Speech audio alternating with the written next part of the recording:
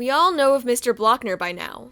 The whole reason he went on his long journey in hating me was from a simple mistake I made. Well, I say it was simple, but I guess I did end up setting my table on fire. But it was a small fire. Super tiny, but I did totally wreck my lab table. Yeah, I'm starting to see why he might have disliked me. But again, he shouldn't have thrown that pencil at my face. Anyway, I was walking into school that day, already dreading it. I was already a month into school. Nothing was particularly nerve-wracking. It was just the fact that in chemistry, we had our first lab. I was never the greatest at science. I worked hard at it so I could do well because my parents would obviously kill me if I didn't try, but it wasn't my favorite. It could be fun sometimes, I admit, and chemistry was definitely fun, but not when you had Mr. Blockner. Even a month into the school year, it was clear to everyone that he just kinda sucked. I remember there was even one time, a couple of weeks into the school year, when I watched a girl walk out of his first period class crying. Yeah, very encouraging. So I walked into class on the fateful day of destruction, hoping maybe I would survive. I sat down, hoping maybe the universe would be on my side. Maybe the lab wouldn't be that bad. I hate labs. All the writing and tracking, it was just all so tedious. Why can't I just appreciate the science and move on? Then Mr. Blockner turned on the projector, and the dreaded words sodium, water, and hydraulic acid appeared on the screen. Yep, I was dead. He lectured us for a little bit, describing the lab, what we were looking for, and all the good stuff. He even did his own demonstration of what would happen in the lab. Of course, the sodium and water mix exploded. Okay, that was pretty cool. Soon after, I was with my lab partner, and we were getting started. I like Chelsea, my lab partner, and she's a super sweet person. She was even nice when the whole lab went haywire. The more I think about the steps I took to getting to what happened that day, the stupider I feel. Let's put it this way, I didn't read the instructions as clearly as I should have.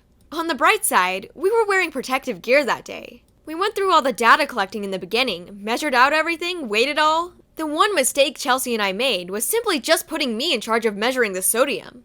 I put in way too much, but neither Chelsea or I noticed until it was too late. She gave me the okay, so I poured it in at the same time she had said, "Wait, hold on!" Suddenly, her hand was grabbing my arm, and she was darting away from the table. Next thing I knew, the biggest light show I'd ever seen was going off.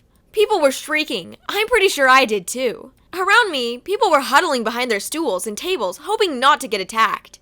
The explosion stopped after a time. Then there was just a fire on the table where my sheet was. The sprinklers went off, the fire alarm right after. Soon, we were all getting into a line and exiting the room. People all around were looking at each other confused. No one said a thing about a fire drill today, they were probably thinking. Oops. Mr. Blockner lined us up outside, and then quickly dragged Chelsea and I by our arms, very tightly might I add, over to the principal. "If you were looking for who set this off, it was these girls," he growled. Chelsea put her hands up as if expecting to be hit. I just sat there helplessly. "These two pulled the fire alarm?" "No," I interjected. "It was my fault.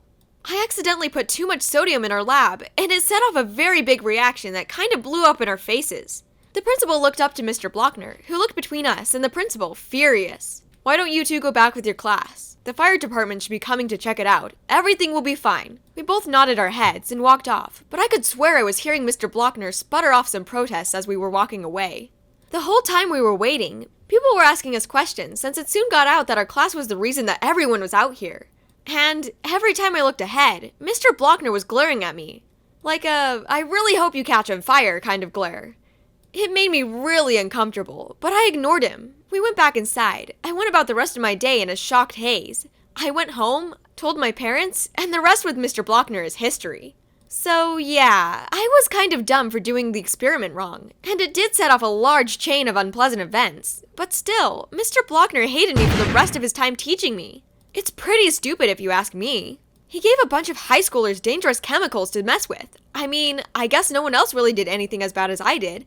But, you know, it was still dumb that he made my life miserable after that. So yeah, that's the story of why he hates me. I basically blew up the classroom.